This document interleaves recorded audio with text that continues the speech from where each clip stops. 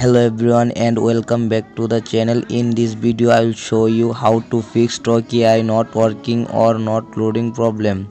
Okay, let's get started. First open your phone settings and scroll down. Now click on the apps option and scroll down. Now search here Talkie app and click on the Talkie and force stops.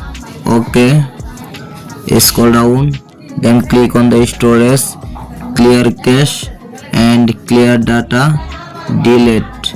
Okay, go back and now tap on the permission option and allow all permission, calendar allow, camera allow, location allow, microphone allow, notification allow, photos and videos allow.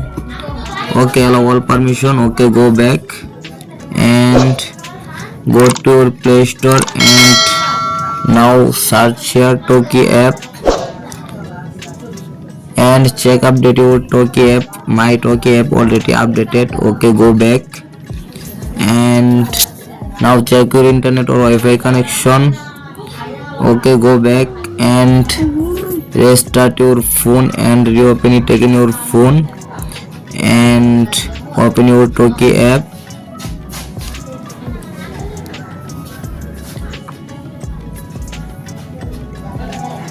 Accept and continue.